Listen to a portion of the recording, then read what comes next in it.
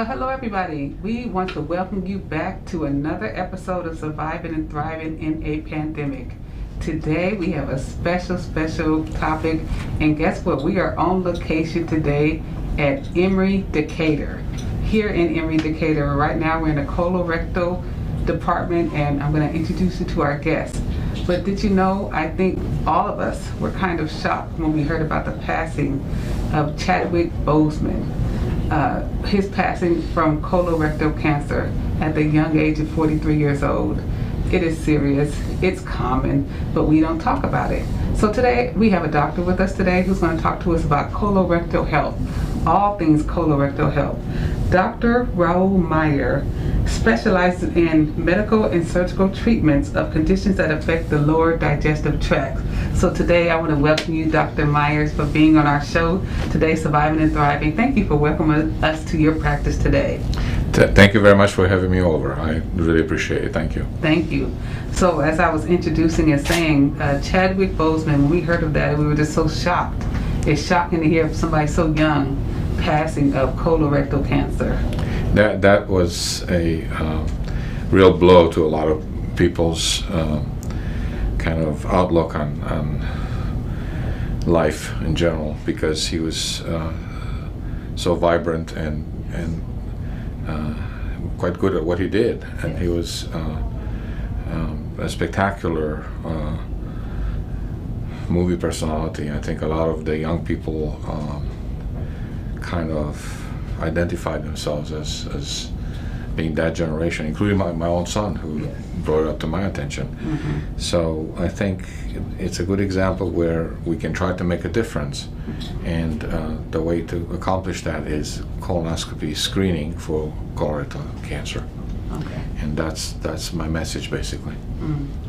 And so I'm happy that you mentioned the screenings, because I think we thought this is for older people, not for younger people. And even as I've been reading now, in 2022, about 12% of colorectal cancers, about 18,000 cases, will be diagnosed in people under the age of 50 years old here in the U.S. And so that's surprising even to me that the rate of colorectal cancer is more common now in people under 50. We have seen a constant move towards a younger age of diagnosis, and I think we're heading in the right direction. We have screening colonoscopy that's been instituted initially age 50, and now the new indication is age 45. My prediction is that we will be looking into moving that age group even to a younger age, especially if the coexistent risk factor is in play. And I think in my practice I have seen a good number of people who are in their 30s and are diagnosed with colon cancer. Wow. So it's not that uncommon. And so I love that you said even his form of cancer, you said that in our earlier discussion, you mentioned that he had a type of cancer that was not curable, but that it doesn't have to be our prognosis if we do.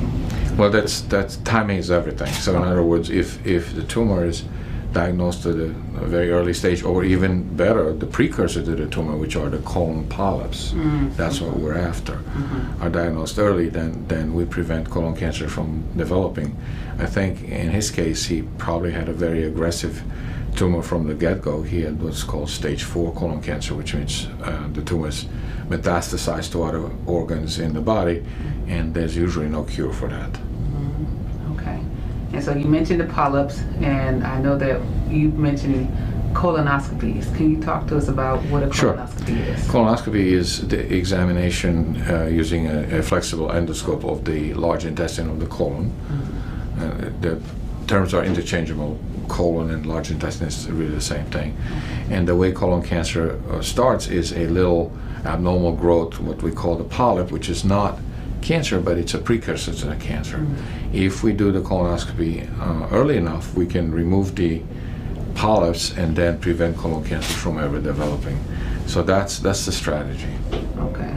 And you were saying earlier that we should get them if our family member has had previous history. That's a risk factor. The colonoscopy should be started earlier. And any symptom, I mean, you cannot just assume, for instance, bleeding is coming from an outlet source like hemorrhoids or fissures. If you have bleeding, you need to have your colon looked at. Okay. And so what are some other signs that we should be looking for when it comes to this colorectal cancer? Well, let me just break this into two categories. I think what we're striving for is having screening colonoscopy. In other words, colonoscopy without symptoms. And then the way you can, help to diminish the rate of colon cancer is to start it earlier, especially if you have a risk factor. Okay. So sometimes earlier than 45, if you have a family history of colon cancer or other members of the family have inflammatory bowel disease or any of those other conditions. So screening colonoscopy, I think, is where you can make the most difference. Now, colonoscopy for symptoms is certainly, it should be done promptly if there's any bleeding, change in bowel movements, not specific of bowel pain, any one of those things. We all know our bodies. If we notice something is different, then don't just ignore it. See a physician for that.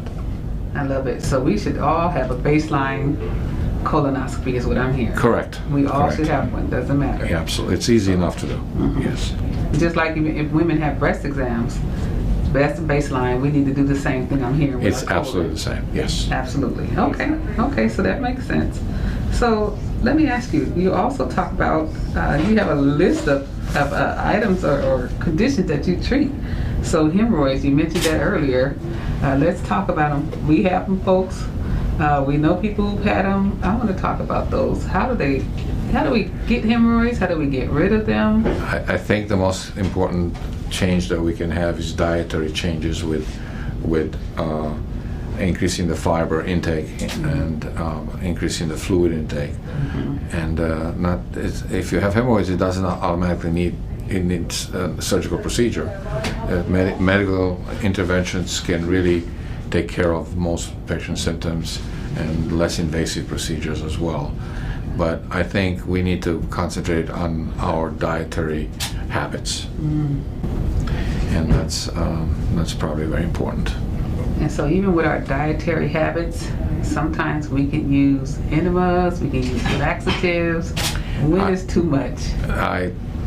I would just stay away from enemas and laxatives. I think if you have a combination of increasing the fiber intake, using fiber supplements, and or increasing the fiber in our diets, in conjunction with having adequate fluid intake, then I think that will reach the goal of having regular bowel movements. That's what we're aiming for, regular bowel movements. Okay, all right. And then even as women, I know that sometimes after childbirth, the pushing and yes, I think that comes with the territory. My own wife, as this person had trouble with hemorrhoids, subsequently improved, but I think it's difficult because pregnancy changes a lot of things. There's no doubt about it. Absolutely, absolutely.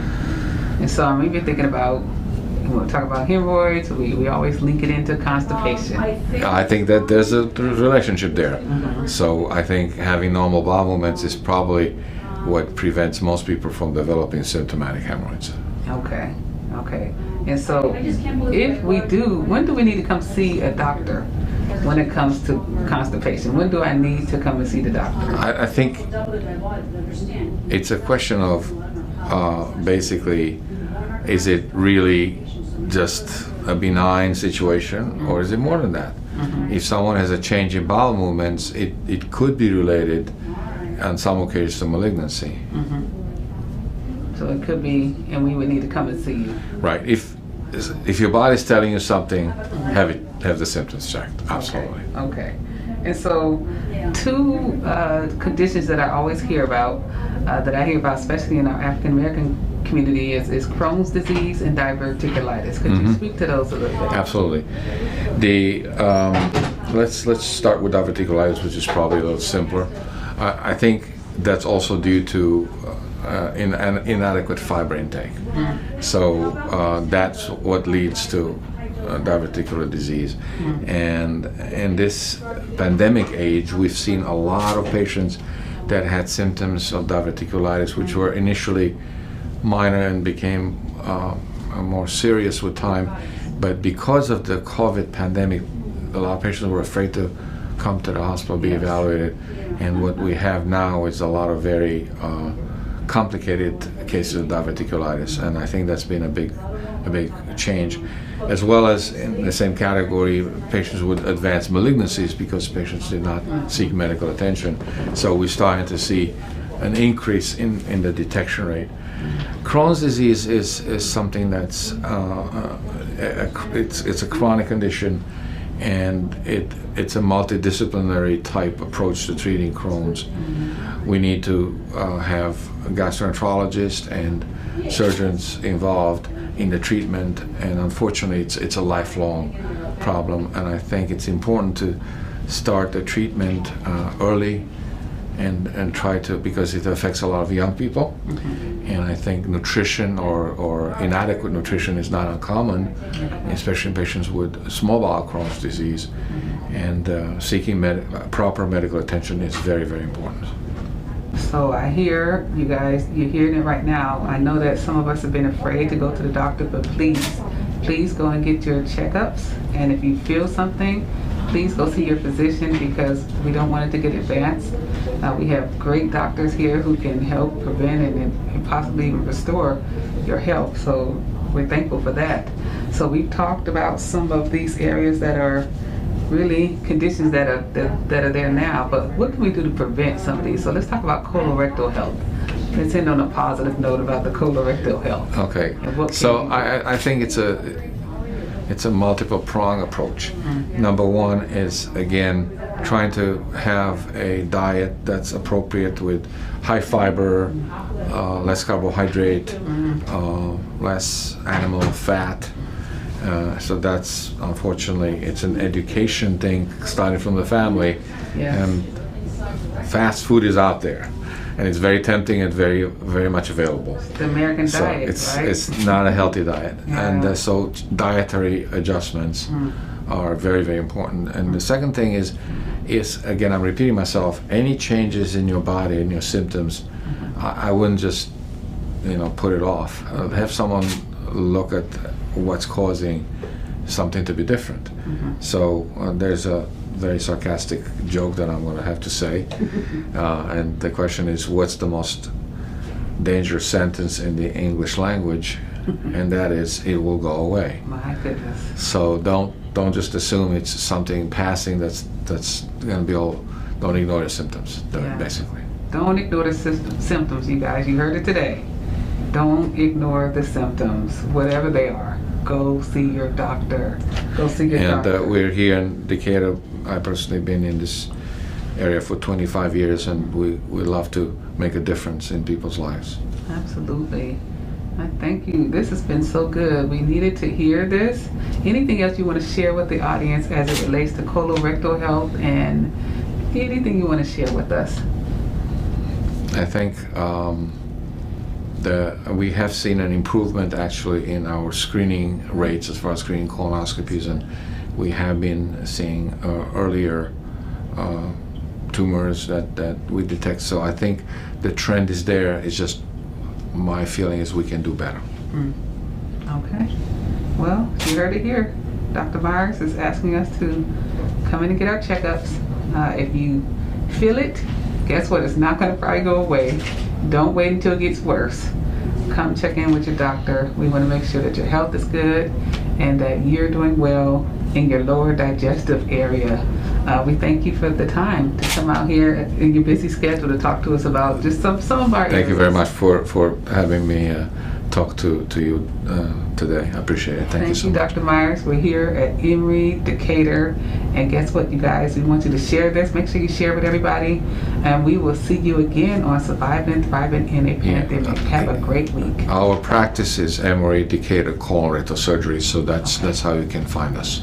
Okay. Thank you so much. And we'll get your information on there as well. Thank you. So you've heard it here today. We'll see you guys later. Have a great day. Hello, everyone. We also have with us Dr. Luz Angel. She's also a practicing physician here at Emory Decatur. And this again is the colon and rectal surgery that provides full service colorectal health for diseases of the intestine, colon, rectum, and anus.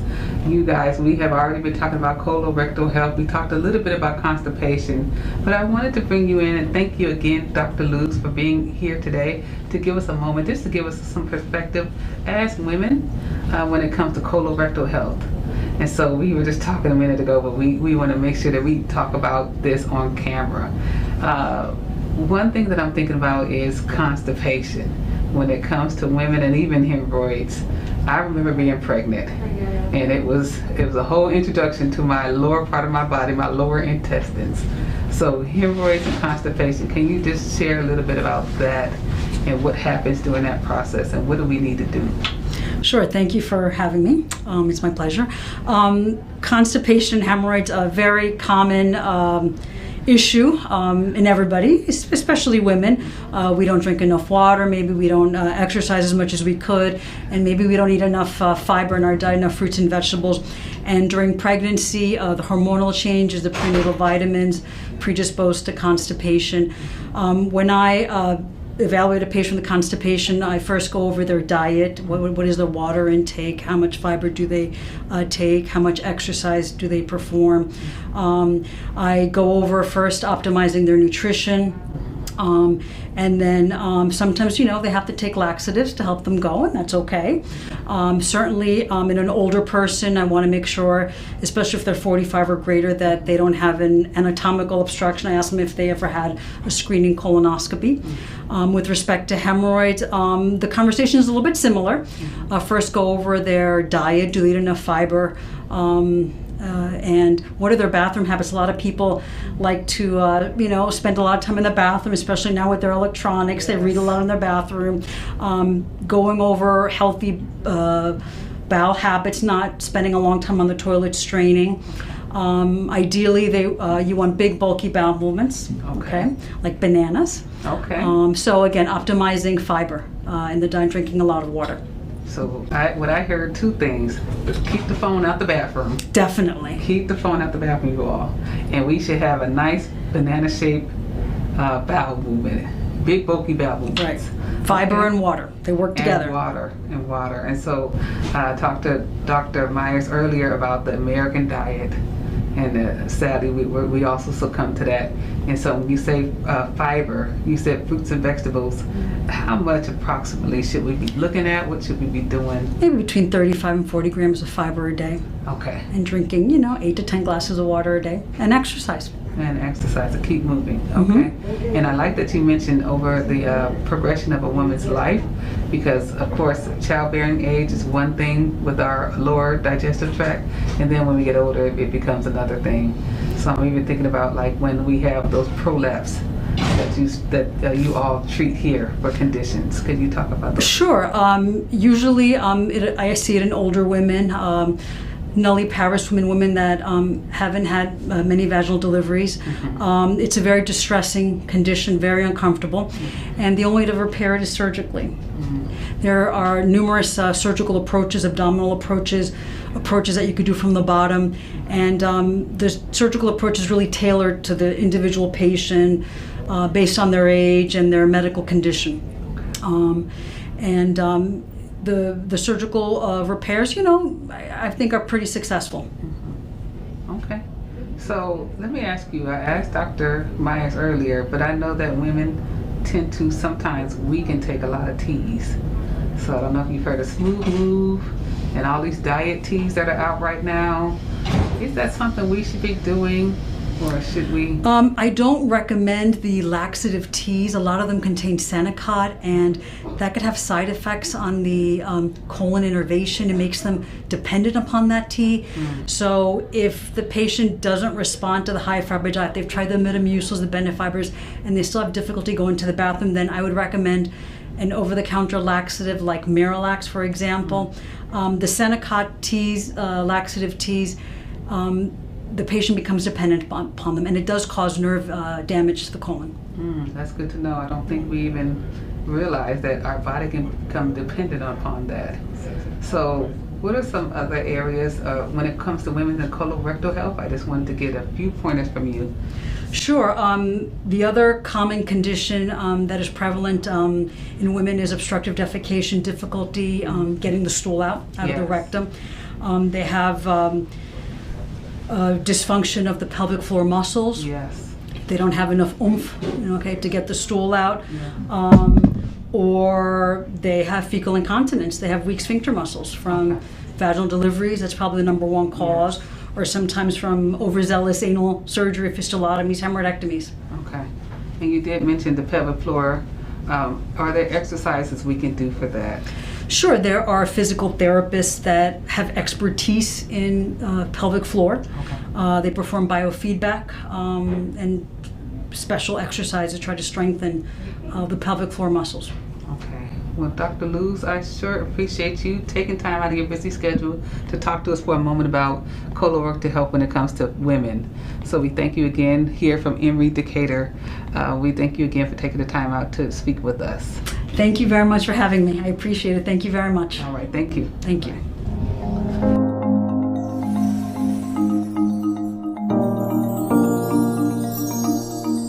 Bye.